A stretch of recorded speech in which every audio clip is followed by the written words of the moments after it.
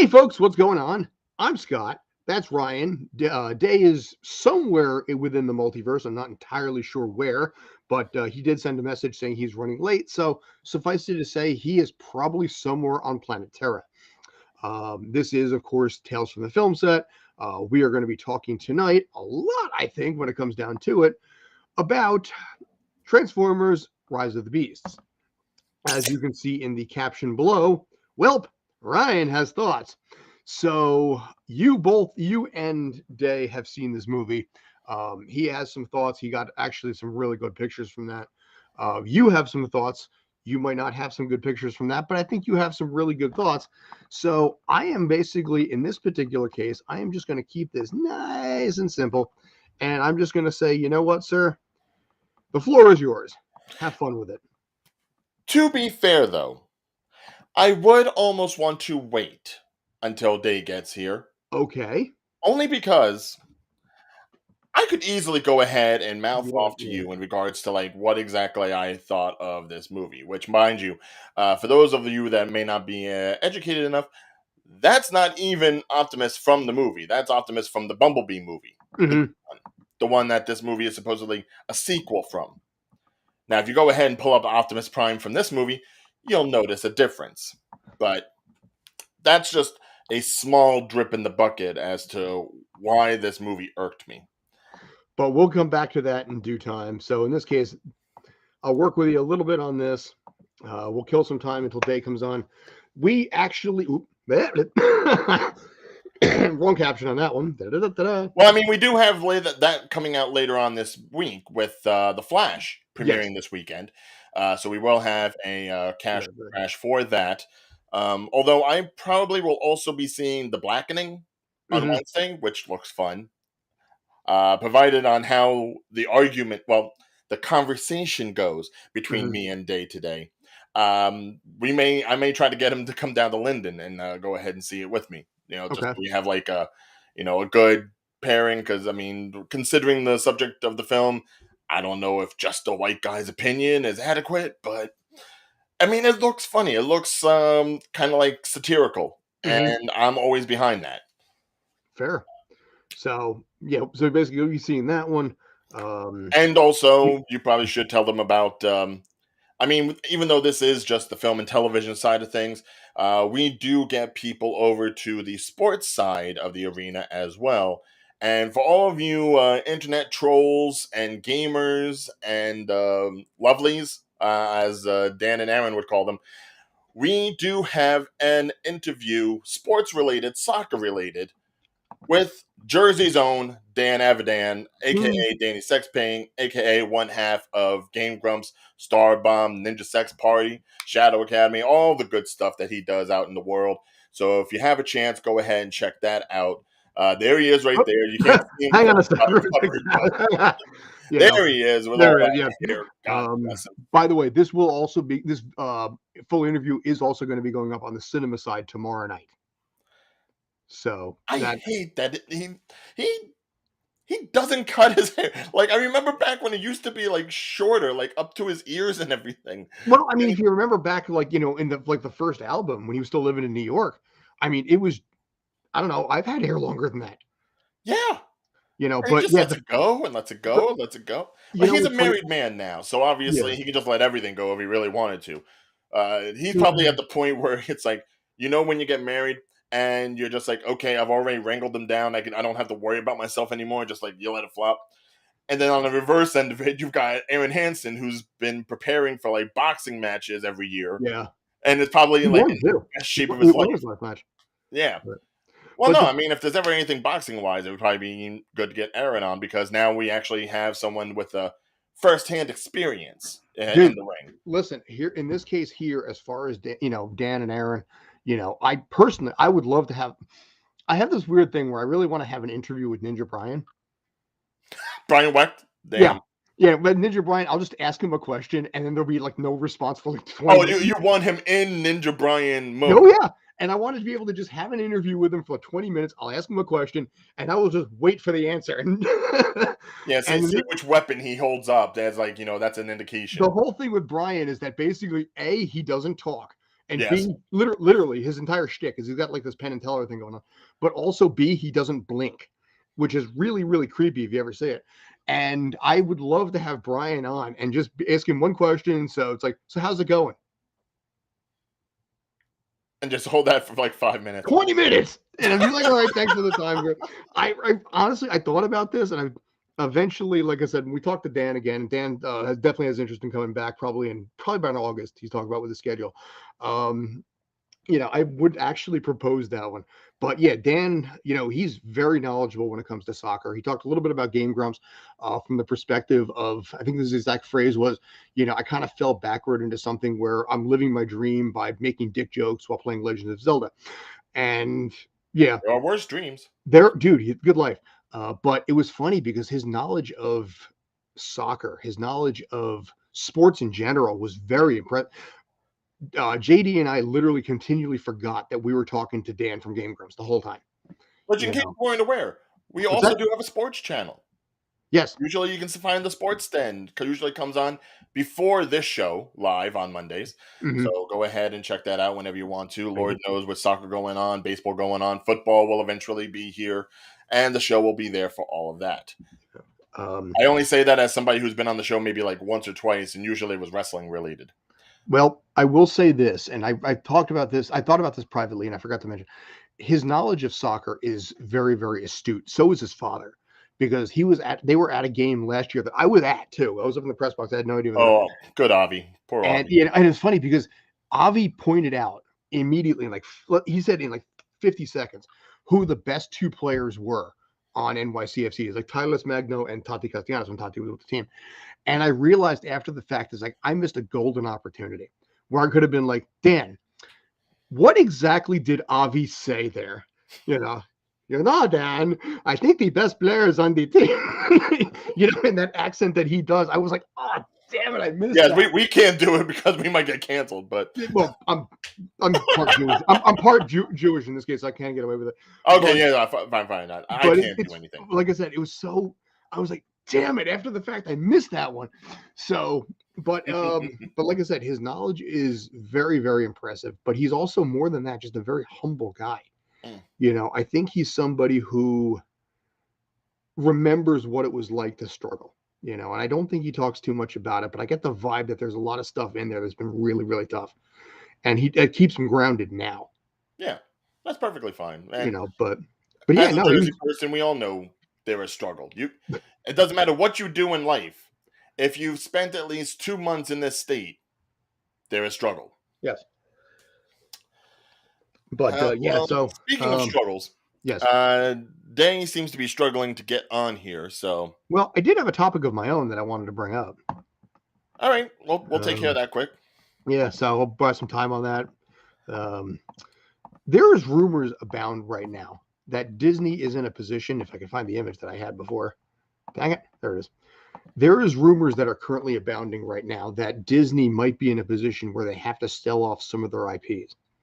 Rumors have been flying around that they are in the process of possibly selling Lucasfilm, and this is not like internet rumor. This is like, as it was basically instead of grain of salt, tablespoon of salt.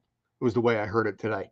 That they are in such a financial flux right now, and we talked about this on the sports side with the NBA Finals, that they might be forced to sell off, in this case, Lucasfilm, back to possibly George Lucas, because Galaxy's Edge failed, Mandalorian struggled. There's new projects on the horizon. Nobody cares about Ahsoka at this point. I mean, nobody really cares about. They've brought on and canceled so many movies at this point, and so many projects. Colin Trevorrow had a project. The guys from Game of Thrones had a project. They're gone. So there's been money that's been sunk into these projects that are getting scrapped and axed. And as a result, Disney is hemorrhaging money right now in a massive, massive way. So will it be possible? I mean, Disney Plus is killing them right now. And as a result, they are looking, like I said, actively to start selling off some of their stuff.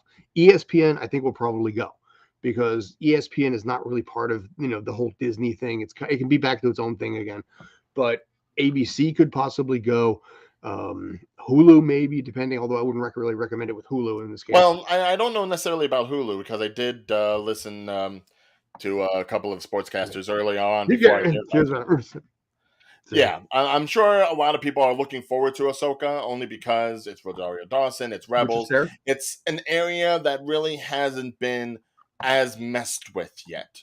We got the hints back in season 3 of Mandalorian, but there's definitely some things that about Mandalorian and Ahsoka and some of the projects. Hey, Tova, Mhm. that still could be utilized. But the problem is they've just been trying to treat Star Wars in a way that they've been treating all their other IPs, which is let's bang out as much as possible while we have it. Mhm. And I don't think it's really something that's necessary, especially when you think about a fan base that lived off of just 3 movies for the longest time. Mhm. They always say like less is more. It's like, maybe they could. It's nice to know that they have Star Wars and Lucasfilm. They could have done the easily stuff with the Lucasfilm, which obviously they're still doing by pumping out another Indiana Jones movie this month. Which I But think will also there fail. are other things that you could be doing. I mean, Star Wars gaming wise doesn't seem to be much of a problem, and I'm sure Mhm. Disney takes a piece of that. Um, but it's funny that you mentioned like Hulu and all that because I just recently heard through the grapevine, through particular wrestling sources, that Disney has shown interest in buying the TV rights for WWE once they expire via NBC and Peacock. And if Now, that was the case, they wouldn't show it on ESPN; they would show it through FX. Which means if they mhm. show it through FX, which means they will go to Hulu once Hulu and Disney Plus merge into one entity. So I think the idea is whatever properties they have that isn't generating enough money constantly, Mhm. because you can only do Baby Yoda for so long. Um, And they pooch season 3 anyway, so. right. You can do that for like certain bits, but something like wrestling, which is a year long moneymaker, Mhm. off season or not, that might be more lucrative to them. So if they want to go ahead and get rid of Lucasfilm and bring in something like WWE, I'm not exactly against it. Uh, Well, it's not a bad idea, and FX would probably be a solid idea. Stream it the next day on Hulu, kind of a thing. yeah. Hulu, I do like. Actually, between shows, I was actually watching It's Always Sunny, so I really am. Hulu is the one streaming service more than any other I pretty much watch, except for maybe Well, yeah. weekly. I mean, while it still has the contracts with ABC, that's obviously Mhm. Disney owned. You get the next day stuff on that. Some things with Fox products. That's the only way I get to watch Simpsons and Family Guy nowadays Mhm. because of Hulu, because I don't have cable. And obviously, once Cable's overrated. yeah, well, hey, but once it's like all combined and some of the contracts go off, and it's now Disney owns Hulu outright. Mhm. Um, it'll be it'll be like the grown up network. It'll be the grown up side of Disney where you can actually get things for like 21 and up rather Mhm. than the Disney side, which is definitely still family oriented. It's just going to be on the other half of that app. It's going to be like a book. Now, let me ask you this question. You mentioned Disney in this case, and one of their issues, I think, has been trying to come up with new original content because there hasn't really been a ton on that platform versus others. They're bringing back, Daredevil under the alias, and by the way, I'm not spoiling it, called Out the Kitchen, which kind of makes sense when you think about the name of that. But Disney Plus right now doesn't, even Hulu doesn't really have a ton of new content. So, and I think Hulu is not one of those places that people typically think of new content with. Apple TV, yeah, Right, but the Netflix. thing is, the original content that Hulu has made Mhm. has been award winning. Remember Handmaid's Tale, Yeah. Only Murders in the Building. They have the quality control where they don't need to pump out a series, every 3 weeks or something like that, like say Netflix does with all of its Mhm. overseas content. Hulu makes what they make, and they make it well. I Mhm. rarely ever see a stinker, except maybe. Well, now I don't know what they're going to do with Solar Opposites, but outside of that, there's a lot of and now they're getting into the anime game, Mhm. with having animes that are strictly on Hulu, not on Crunchyroll, not on any of the other networks that you can go ahead and see overseas. So for them to go ahead and be like actually pioneering new forms of entertainment on Hulu alone, that's Mhm. great. Here Well, we go. I mean, I guess in this case, like I said, the anime side is a smart move, and obviously a lot is Crunchyroll is yet another streaming service, so it's just it burns people out a lot in that kind of case. But my concern, like I said, with Disney is if they start selling off these IPs, are they going to go back to like the 80s again? Are they going to, I mean, how are they going to handle it with like, say, Disney World, where it's beyond expensive and people Right. don't go because they just can't afford to go? I mean, see, a week-long trip could cost you the same as a new car. Dave, do Wait, you have any input here while you're stroking your beard like a supervillain? Yes. like it could be a smart move to them, but it may affect the fandom in the long run. By the way, the only way you can be more evil is if you eat an apple right now. In the movies, basically, whenever you eat an apple, you always look like a villain. Well, depends. If you just bite into the apple, then you look like Hey, Daryl. Carlito. Hey, Daryl. Hey, Really Daryl. cool. If he goes ahead and slices the apple or cores it with a knife, then he looks like a villain. But yeah, a lot of times you see them eat it, they're up to something or they're, doing something malicious. I'm sure there's got to be a YouTube montage of like villains eating apples. See, Exactly. I've been here for a couple of times, sitting here observing all what I can think Yes. and understand with this whole Disney product. Yes. Yes. Why are you talking like you're on Power? Because I am Amari Hardwick's going to be at NIF next weekend. exactly. Jeez. Dude, listen, man's taking the time to audition. I told you, I love Power because I would bring my blue card as set, and they're like, "Yeah, we don't need you. Just give us the keys. We'll call you in 12 hours." I'm like, "All right." So I'd hang out and eat free food, play games, take a nap, and they would just call me. It's like, "Okay, here's your car," and I check and everything's fine, and $350 would show up in a week. It's like, "Good, cool, badass, tough day right there." Got it. Exactly. I love Power for that, man. They had that crap together, and that's why Scott's the man. I mean, by legal definition, I probably am, but not much else. Anyway, Day is here, by the way. Don't know if you noticed that. Like I said, y'all had some thoughts there. Before we get into those thoughts, though, Okay. I do want to point out a couple of things. Now, Day, you got to see the early screening of this, in New York, and I'm going to start off. You got a few pictures here that I want to roll with. Yeah. Cristo Fernandez is Danny Rojas from Ted Lasso.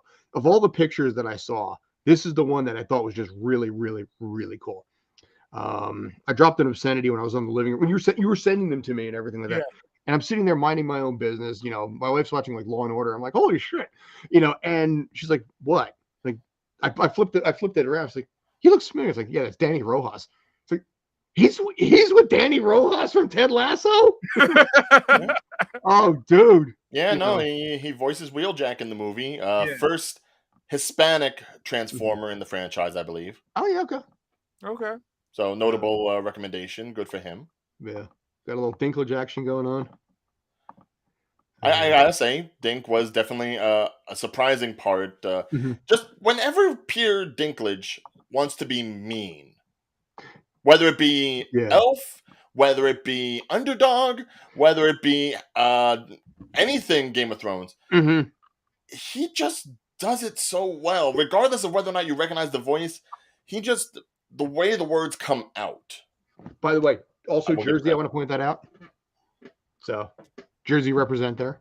Yeah. He is a Jersey guy. Yeah, Morristown. Really? Morristown? Wow. I think it's more, yeah. That explains a lot. Michael Bay handing the reins off. Look at Day. He's like, Actually, I'm looking at the Asian woman like between them who's just like, photobombing the shot. She's like, yeah, I'm going to be in this. Yeah, but the thing is, the Asian lady's got more of a smile on than Day does. Look at that. It's like, I'm more shocked than she is. There we go. Smile, glassed over. And of course, Hellboy. Ron Perlman. Yeah. I will say, I mean, even though I remember Optimus Primal being a little bit more cheeky and lighthearted, again, Perlman, it's kind of in the same way of Dinklage. They just have like a weight when they direct. Like, even if the voice is going to be garbled by machine or auto tuning or whatever they use to make them sound more robotic, It's just there's a weight to when they Mhm. use their words, regardless of how the script is. You can always tell that it's like Ron Perlman. It's almost in the same way as like Clancy Brown, I think. Yes, boy, that's a name. That's a voice that's unmistakable. Exactly. But yeah, Ryan, are you ready to roll? Because basically, okay, here's the thing. See, Day, that's me getting out the good stuff. That's me getting out the good stuff. Day, sent video. I believe the word you used was this movie was quote unquote fire. So you were hyped up, you were fired up. The only thing I know about what Ryan's going to say about this movie is the fact that apparently he created the thumbnail. So if you saw it on YouTube, Yeah, I did. that was his, man. So that I'm trying to make that. he put his heart and his passion into that that thumbnail image there A whole because half hour. it was yeah. What's that? Okay, well, thank you. So Ryan, you know what? Hang on a sec. I'm gonna move. No. It's like, here's the thing. I will almost agree with Day that the movie was fire, and that it should have burned to the ground. All right, let me just go through my checklist here that I have on the side. Oh Okay. God, Okay. he took notes to prepare for this. Wow. Now, first, let's just simply talk about the fact that this movie, as far as I'm concerned, is a bait and switch. All right? This is a movie that has been touted around as being a sequel to Bumblebee, which I'd say up to that Yeah, we'll point get to that in a bit. was the most critically acclaimed movie in the franchise. And yet, this movie is less Bumblebee, or tries to do some of the same things that Bumblebee does, and does it poorly, and is still a Michael Bay series movie. In fact, it's worse than a Michael Bay series movie because it's someone trying to make a Michael Bay series movie when you should have just had Michael Bay do it in the first place if that's what you were going to go with. Now, why do I say that? First of all, look at Optimus here. All right, this is him from that one clip that we see where everyone all congregates together. Mm-hmm. And that's how he looks in Rise of the Beast. Scott, can you go ahead and refer to the other Optimus picture I have? Let me see if I can find it. And ladies and gentlemen, this is not my opinion. This is Ryan. This is Ryan's opinion.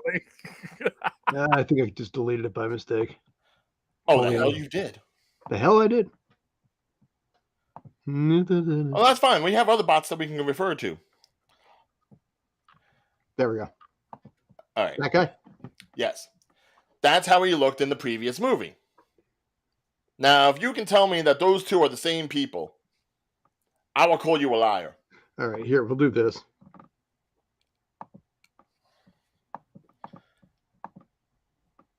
Yeah, no. They are not the same. They are not the same. I am a Martian. And I will say, even Optimus himself as a character is not the same in this new movie. Mm-hmm. When you see Optimus through the few clips that he has in Bumblebee, he is the Optimus of old. He is the Optimus that we grew up with. He is the Saturday morning cartoon. That whole opening scene for Bumblebee is a Saturday morning cartoon. Because that is live action, pitch perfect on the voicing, the movements, the look. And here, they went back to Michael Bayism. Throw up RC that I sent you from the Michael Bay movie. Which one was that? That's the pink one. Da-da-da. All right, that's RC from Bumblebee. Mm-hmm. Now, I will say, the new one, pretty similar. Now, throw up Wheeljack from the first movie. I mean, you know, I'm trying to remember. No. I want to make a point here. I'm trying to remember which one it was. Was that? No, that's the Abomination from Dark of the Moon. Is that the one? That's what this guy is supposedly going to turn into, okay. Because this is all still connected. I made a mistake and accidentally closed out a couple of windows, but you know, so I should have put notes on which one was which here. So okay, so we're right. We got the right image on this one, right? Well, this is Wheeljack from Rise of the Beast. Yeah. Okay. Now, the thing is, in Bumblebee, they showed him as Wheeljack from when we know him as the cartoon. So Mhm. somehow he went from that version with like the little spreads and the little, like, tri-head and everything, to this version where he's like wearing suspenders and Coke bottle glasses, which I'm not going to say there's anything wrong with necessarily the characterization here. I do like that they went ahead and went a little more diversified with the characterizations of some of the bots. Lord knows it's a far cry from Skids and Mudflap, Mhm. that we got from Rise of the Fallen. But if this is all still supposed to be continuity, why does he go from this to that blue thing that you showed earlier, who they call as Q? That's supposed to be Wheeljack. So which one is the real one? Is Wheeljack just like the John Smith of the Transformers universe? Like anybody can be called him? It's, you know what it is? It's what they call the phrase now is requel. So it's a reboot / sequel. But the thing is, if you're going to go ahead and say that at least Bumblebee was like a reboot prequel, a more of an origin story of how they were when they first got there, I can understand that. But then keep it consistent. At least you can say that from the first Bay movie to like maybe all the way up to like the last night, Optimus and the rest of them had a consistent look. You had an idea about who they were. You had a characterization, even when they went ahead and killed off Jazz, and now they're replacing him with Mirage, which we'll get to in a second. There was consistency. Well, yeah, There is now no consistency in this series. but when you have a new director, they want to put their own brand on it. They want to put their own stamp on it. So No. See, here's the thing. This is not a branding by Capel Jr. This is Hasbro. mm-hmm. This is Hasbro doing some nefarious HAIT in order to just make more toys. That's the whole reason why the original movie was even made to begin with. They killed off so many of the original Transformers in order to bring in new ones simply because they thought of it as like, oh, well, we're shelling out a new form of toys. So let's bring in RC, let's bring in Cup, let's bring in Springer, let's bring in Quintessons, the Sharkticons, any of them. Here, Listen, there's just really toys aren't as big as they used to be like anymore. Really, they're not. They're 100% not. So then, what's the point? What are you trying to hawk? What are you trying to sell? Because you know what? Like I said, maybe it's just a matter of just trying to come up with your own stamp and your own feel. You like things, you don't like certain things. I mean, yeah, you talk about killing off all the characters. Believe me, I am more than familiar with that concept. Okay. You know, so then I remember this very well. Stamp and feel. Why? That's the next one. Why, when we already had John Cena and Sector 7 in Bumblebee, does Sector 7 or Nest not even get mentioned, and somehow G.I. Joe is being thrown into the mix? Explain that to me as a personal stamp and not just a business maneuver.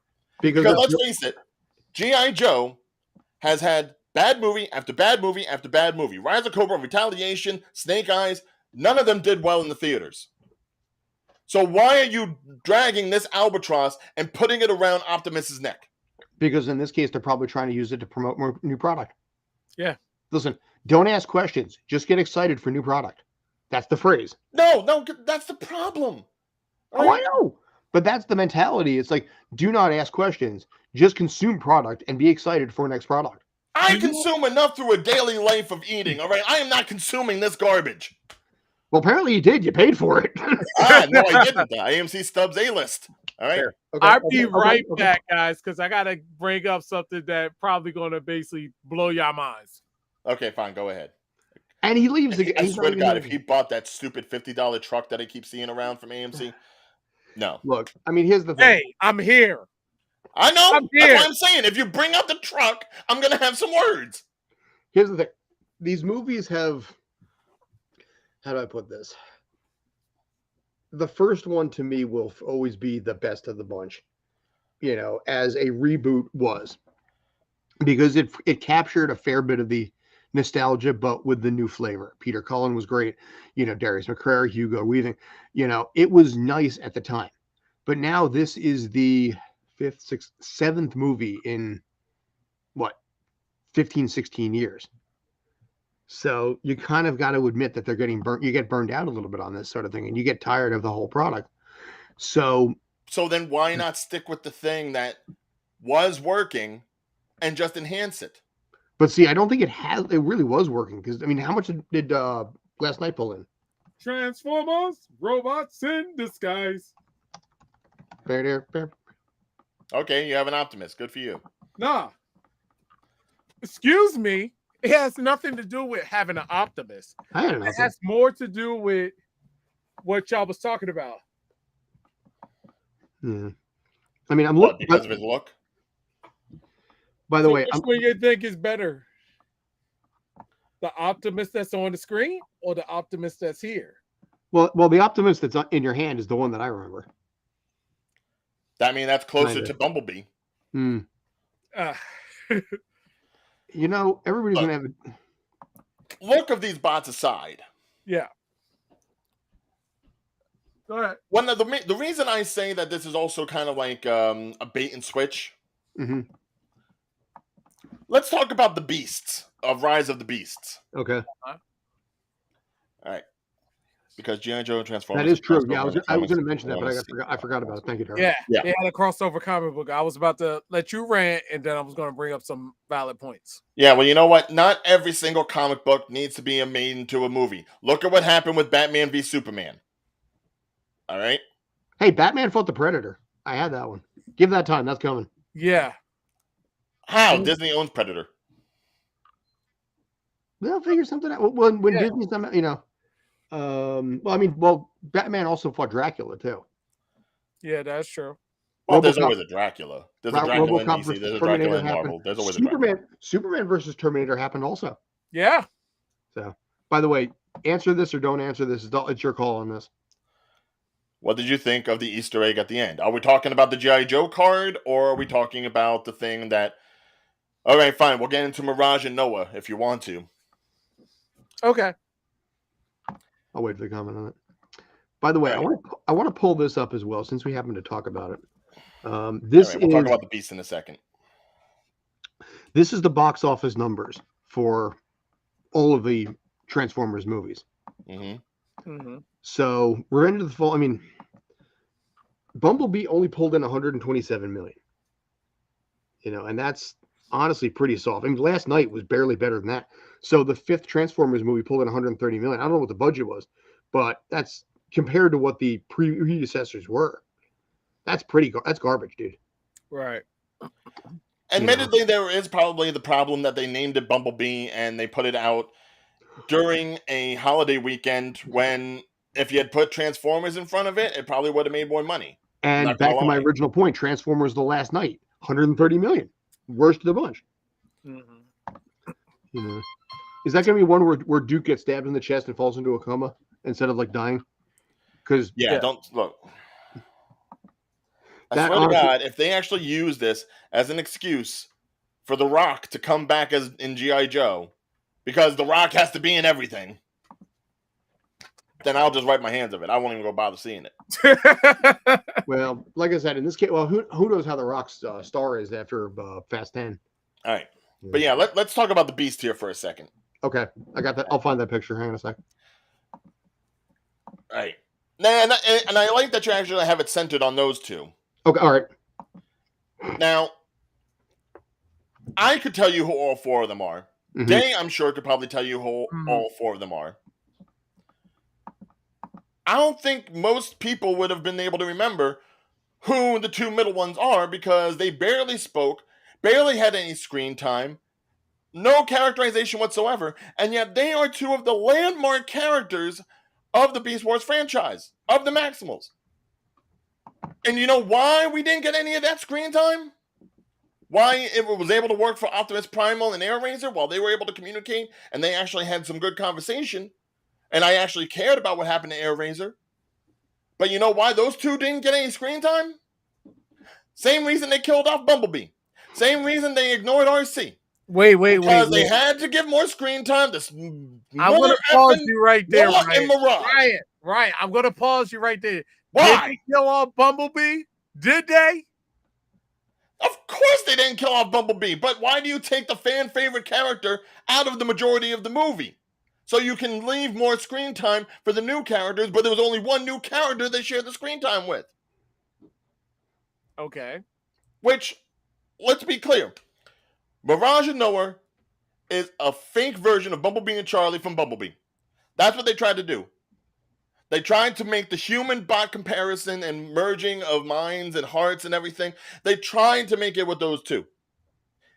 It didn't work for me. Maybe it worked for some people, but it did not work for me because there was no heart in it. First of all, Noah is one of the worst capable humans I have ever seen. How that boy is going to be in G.I. Joe, I have no idea. Man can't steal a car. Man didn't use any of his special communications and electronics techniques throughout the entire movie. He is basically the reason that Air Razor got shot, turned, and had to die because he had to waste time wanting to break the thing that everyone else was trying to protect. And the only reason he did anything good was because Mirage protected his butt and went ahead and gave him the super suit, which is probably the same super suit that G.I. Jews in Rise of Cobra, because for some reason they need to be action packed. G.I. Jews? What? What? The suit. The G.I. Joes, they have that black suit. Don't even, because you know. Dude, don't get me into Kanye West territory here, all right? No, because I'm talking about Pete Davidson doesn't mean a damn thing. Before I make a joke, do I have to reiterate my Jewish side? Before I get labeled anti-Semitic on this, but I can make it. Ryan, are you becoming Eric Cartman at this moment? He does have that. Look, Tolkien, all right? Don't start with me right now. Oh my God, I hated that dude. For what, 15 years he was Token? No. All right, fine. You want me to take the red hat off? Fine, I'll take the red hat off if that's the case. That's where you're going with it. All right, Dave, take your hat off. No, I ain't taking my hat off. No. You want... Yo, right. Yo, I swear to God. Fight for freedom wherever there's trouble. But yeah, Noah and Mirage were BS. They were screen hogs. They took up time that wasn't necessary. They were ineffective throughout the movie. If anything, Elena, Dominique Fishback, I would have wished she was the only human. She was so much better of a character. They could have explored more with her. I would have loved to have seen her work with, like, RC being like, well, I'm the only woman here. Oh, well, I'm the only woman bot. I would have loved to see that camaraderie. She was intelligent. She was active. I would have loved so much more. I love Dominique Fishback in this movie. I do.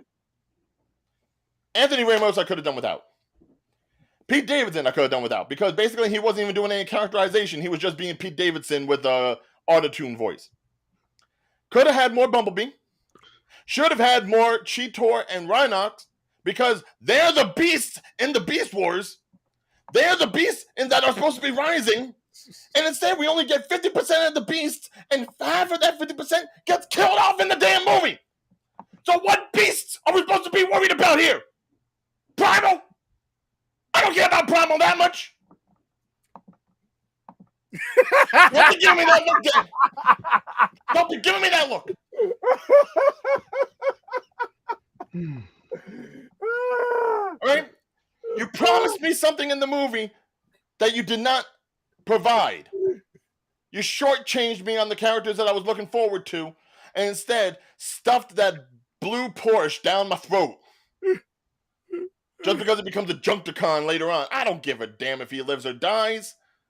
I did care whether or not Air Razor died. That's Michelle Yeoh. I think you want to keep her around. She did very well for what she was given. Like I said, the voice acting for the people that were actually given time to shine, I liked. For the ones that didn't get time to shine, they should have gotten more time to shine. Liza Koshy's RC definitely should have gotten some more time. John DiMaggio's Stratosphere should have gotten more time. Hell, his character Transit, which was a Decepticon, because they were going to do that at the beginning of the movie. They were actually going to show some Autobot Decepticon fighting, but some people, some test audiences says that was too dark, too violent. I would have loved to have actually seen that, because then it at least tells me, hey, for 7 years, the Autobots haven't been sitting on their ass. They've been doing something. And, okay, this is just a side fact. Stratosphere. Huge-ass bomber-type Autobot. Only one that can fly, as far as they're concerned, outside of Air Razor. Big enough to house all the Autobots and take them to Peru. Why the hell isn't that big mother fighting? Why is he not active? Why is he just there to fly everyone around? He could have been kicking Scourge. He could have just like flicked him with his finger. But no. You have all these stupid bots. You don't even give some of the bots proper airtime, and you're not even using proper logic. Oh, God. Oh, God. Look, you cannot tell me that when you're watching a movie that is dumb, you can't point out the dumb things. All right? Just because it's flashy and the action is a little bit easier to watch does not make a good movie. It makes a spectacle. And unfortunately for me, I have had enough spectacle that I wanted a good movie. Bumblebee was a good movie because it kept stuff simple. If you're going to go ahead and overpopulate with robots and you're going to make the fetch quest of this MacGuffin warp thingy that much of a big deal, make me care. Make me get invested. Don't spend all this time on a human robot friendship, bromance, whatever you want to call it, that did not grab me because neither one of them are good characters. Mirage is pretty much the annoying one out of all that group. Even Optimus is like, oh, god damn it, Ratchet. You know, it's like, if he's the annoying one, and Noah is incapable of doing anything helpful until he has his super suit, like a goddamn Frozone, then why should I care what happens at the end with them? I shouldn't. I should care about the people that I went to go see. The underutilized. The characters that will probably be forgotten about by the next time the next movie comes through. And what about the actors that went ahead and voiced these characters? Some of them big names like Liza Koshy, some of them not so much. But they deserve their screen time. They deserve the characterization that was given because that was used in the heavily promoted trailers and commercials and everything that we got.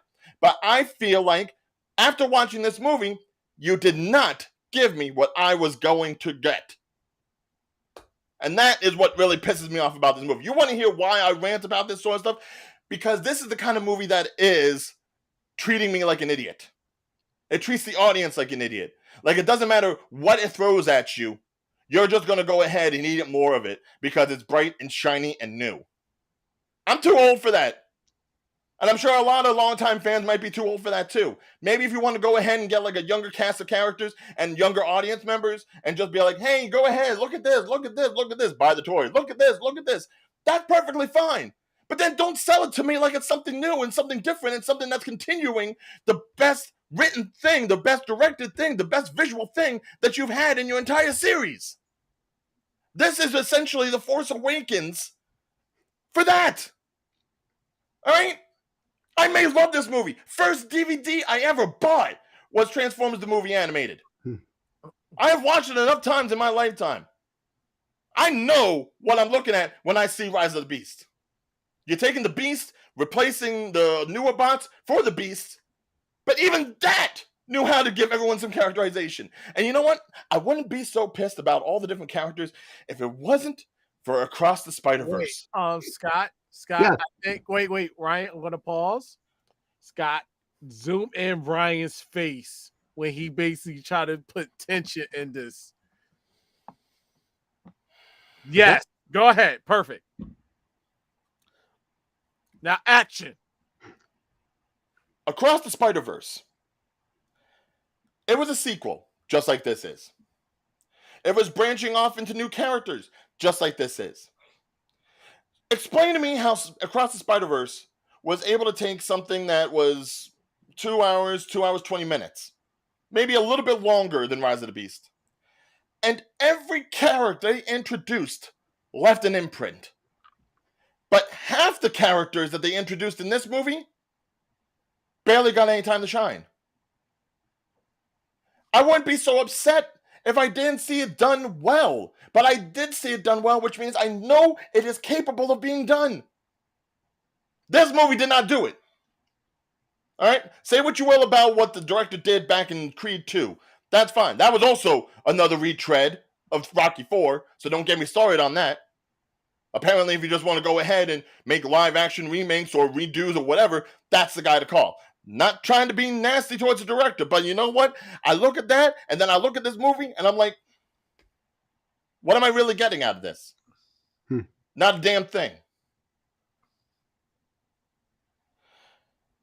I didn't even get into the nuances yet. Go ahead. Go ahead. First of all, the music isn't correct. Half the music came after 1994, but this is supposed to take place in 1994. So why are you using it? It's taking me out of it. And the whole purpose of it being put in 1994, they did it for the New York stuff. But then that 1994 mentality, it's gone. The minute they get to Peru, that means nothing. The minute he goes in for the job at the end, means nothing. The minute he's getting the radio from the brother with sickle cell anemia, anemia, it means nothing. So why were you trying to sell me that this was going to be taking place in 1994? You put all of your little mentions in like the first 5 minutes when they're in that apartment with the Power Ranger shirt and everything. I don't give a damn. Let me feel it. Let me actually know where we are. Don't take me to a place where I feel immersed. Don't take me out of it. And, oh Lord. All right. I love Scourge. I loved Battletrap. Really loved Nightbird. These Terracons, dug it. But how are we going to have Maximals that look like normal animals on Earth on that foreign planet from the future? Because mind you, he even says Optimus Prime called himself that because of Optimus Prime and the great legacy that he's left. But obviously that hasn't happened yet because we're still in the middle of the war. So that's a little tidbit, which if you know anything about Beast Wars, you know how the timeline works on that. They didn't expend on that either. Why no Predacons? Why was there not a single Predacon? We saw the emblems of the Predacons on Scourge's body. We know that he's killed some. Why couldn't we have gotten Tyrannosaurus Rex Megatron? Why couldn't we have gotten Waspinator? Why couldn't we have gotten real Scorponok, not the BS Scorponok that we've had in the first movie and in this movie? Where was Pterosaur? Where was Tarantulas? Black Arachnia? Give me Inferno with his stupid For the Colony giant red ant BS. I don't care which. Give me some goddamn beasts.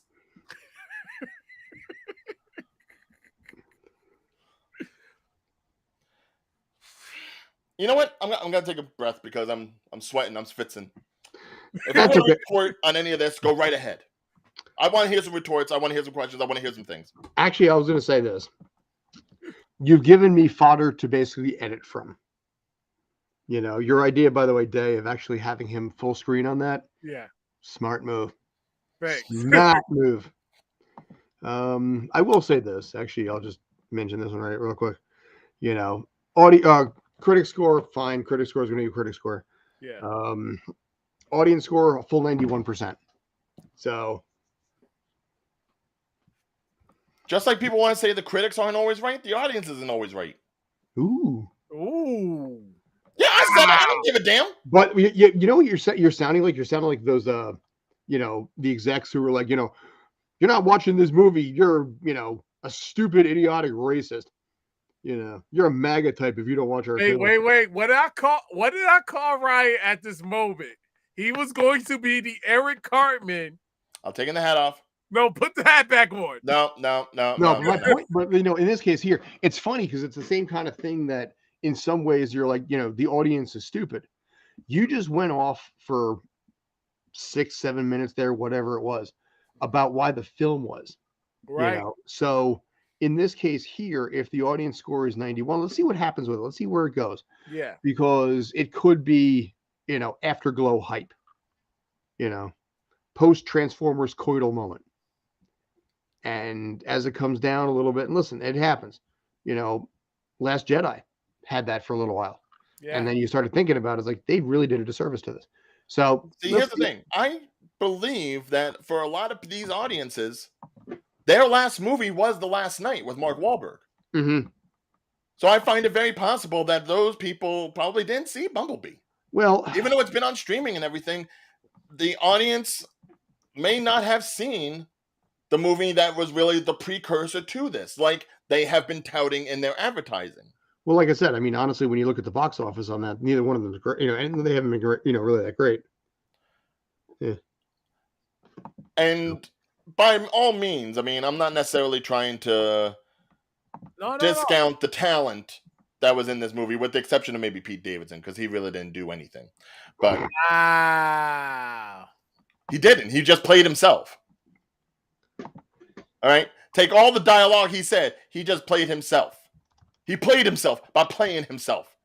No characterization whatsoever. That's the only thing he gets to do any work for, whether it's Bupkis, whether it's King of Staten Island, whether it's this. If Pete can be Pete, Pete will be Pete. God forbid he creates any kind of character. And maybe that's what sells for some people, but it didn't for me, because I know Pete well enough. I can look past that and just be like, you're not really trying. You know what's funny about that, though? The funny thing about it is that it's entirely possible he may not have even recorded this from a studio. With Source Connect being the way it is, he could have actually literally done it from like his studio in his house, in his underwear, and recorded the dialogue from this movie. If that's the case, that's even more disrespectful, because you actually have real voice actors like John DiMaggio, like the people that voiced RC and Wheeljack and all those other Transformers and Bumblebee. Those were all voice actors, trained, practiced, professional voice actors that could have been brought into this film and given some time to shine. Lord knows David Sobolov as Rhinox, he got shafted. He barely got anything. I don't even think I've even seen the rhinoceros talk. I saw the cheetah talk. I didn't see the rhinoceros talk. Wow. So if he went ahead and did that, that's just disrespectful to me. Yeah, but I would say, what's Pete Davidson's Instagram versus, like, say, John DiMaggio? I don't even think he has one, to be honest. Ooh. All right, you know what? Let's see. No, Pete Davidson's do have a Instagram. He has an Instagram? Because he's usually, like, socially silent. Yeah, he actually does seem to be pretty quiet on that, but still, he's a name that people recognize and they can, it's like a word, milk. So then what happened to Liza Koshy then? Who? Liza Koshy. She's an actress. She's done things. Listen, John DiMaggio was Bender. He was also not a really bad, it was actually a pretty decent Joker, too, at that. Yeah. Yeah. But he's still... And for the little bit that he did as Stratosphere, I liked it. But, you put Rob Paulson against Pete Davidson, who's going to win? You put Jim Cummings against, voice acting is a niche thing that doesn't have a following. But see, then that you take away from the characters that you're trying to build up. Now, like I said, don't make the money. Listen. Yeah, no, okay, let's talk about money. Let's talk about money then for a second. This movie cost $200 million before advertising. Mm-hmm. Just this past weekend, I think even with Global Cume, it was 170. Mm-hmm. So it didn't even make budget. And now you're going to have movies like The Flash, like Indiana Jones, like Mission Impossible, coming week after week after week. Mm-hmm. Well, I think that's part of the problem too. Is there's so much that people are getting burned out on all of it. Right. Yeah. This movie is not going to make the money it thinks it's going to make. No. And I think we agreed on that back in the time. Because right now, it's currently, if you see it down at the bottom, it's currently 18th. But I mean, granted, it just started. But Across the Spider-Verse is at 313, which again is not that impressive. I mean, like I said, it's already done better than the first one. Yeah, but I mean, even if you look at these numbers, and I've gone back to this a few times now. Super Mario Brothers is the only movie so far that's broken $1 billion. I mean, Little Mermaid currently is 6th at 414. It's still, if you think about it, you double the budget for promotion purposes, it's still $85 million in the hole. Right. And Guardians of the Galaxy is close up there with the 800,000, and that's only been out for 4 weeks. Yes. Fast X is at 653, so that made a profit. Ant-Man, I guess, did. John Wick probably did. Spider-Verse, that 400,000 mark is really where things are going to go over. That's where you know whether or not something's a hit or a miss. Yeah, I mean, it's funny because I keep watching this thing with like NYC screenings, and they're like, Little Mermaid, the rebooted version, has made $250 million domestically, the same as the last one did. It's a success, except the budget was $250, and also like tickets were what, $5 back in the day. Yeah. Let me know what the Little Mermaid is worth in inflation at this point. No, you're right. So all these people that have gone ahead and all this advertising that has been saying it's the best since the first one. No, it's not. No, it's not. It may be competent more so than say Rise, Return of the Fallen, or The Last Night, or Age of Extinction, or even Dark of the Moon, which I think was actually a little more decent than people give it credit for. Right. But it's not as good as the first one. Because the first one actually gave you expectations and met them.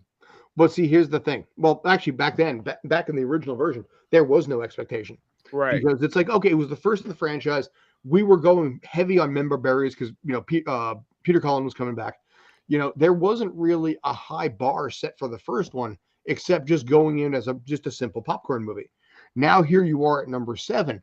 And you know what? I'm going to use this as another example. Here we are at number 7, and this franchise has clearly lost steam. By coincidence, Fast and the Furious 7 was, in my mind, the best of the bunch so far, but I haven't seen Fast X because of the fact that, the stunts that they did in that, the stuff that they pulled off, like the airplane drop, it was fresh, it was new, it was, oh my God, are they really? So 7 movies in, that was their best one. That's a rarity because the more you have it, the more likely people are to get burned out on the concept. Yeah, at this point, I'm going to be scared to see what John Wick 7 looks like. It's funny. Matt Pat did a film theory on that John Wick, physically cannot die. No. I didn't enjoy seeing the Maximals because I really only saw 2 Maximals, and then there was an orange blur and a green blur somewhere in the background. I got 2 beasts, man. Don't tell me it's Rise of the Beasts just because you make it plural, 2 beasts. That then you can use the S. No. How does that go? Don't even get me started on the fact that they didn't even use Rat Trapper Dinobot. Possibly the greatest relationship of frenemies in the entire series. That drove the series. When Dinobot died, that made people upset as much as when Optimus Prime died in the movie. How are you not going to bring in those characters? Oh, I know why you didn't bring in those characters. Because you weren't going to use them anyway. Do we need to put Ryan back on the main screen? No. Actually, I feel like we should almost start wrapping this up too. Yeah, we do. So, I got enough footage on this one. What do you mean you got enough footage? What are you going to do? Oh, I'm going to cut some of this stuff, like, for example, the full screen rant, like, Yeah. Yeah.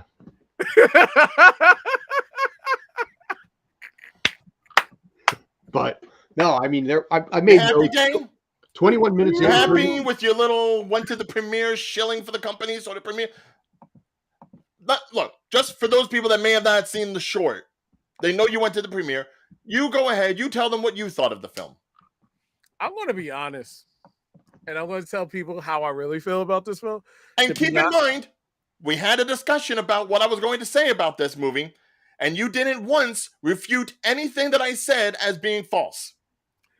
I want to say this, and this is not a biased opinion. Out of all the Transformers I've seen, to me, it has to be between Bumblebee and this one right here. You corporate shill son of a... Because to be honest with you, I was entertained. I think it has something to do with the level of bars on this. Okay, let me go right here. I was entertained, ladies and gentlemen. I was entertained by Bumblebee, and I was entertained by Rise of the Beast. And you got to look at it this way. All of us wanted the Beast Autobots to make an appearance. And that was the main goal for this film. And it accomplished what it did. The hell it did! But I will say this. That end credit, not end credit, the end part of the scene of when my boy goes in for the job interview and he get recruited or been asked to work for the G.I. Joe. that is preparing us for a huge crossover. That is preparing us for disaster. How we know? Are you sure about that, Ryan? Are Yes. you sure? Yes. Are you sure? Yes. We'll see on the next adventures of Tales from the Film Set and Transformers X G.I. Joe. And by the way, my brother, this is a peace out to you and everybody else. Bye-bye.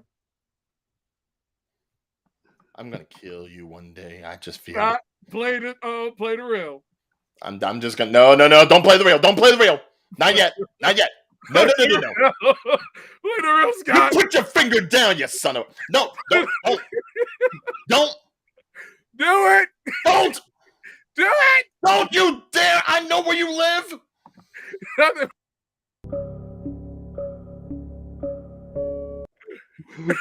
Let's take a break. Let's take a moment here, shall we? I'll bust your. Okay, on that note, I think we probably should wrap this up before basically something is said, a recording that will probably come back and burn us in some way on a legal level. I've been restraining myself. I have been restraining myself.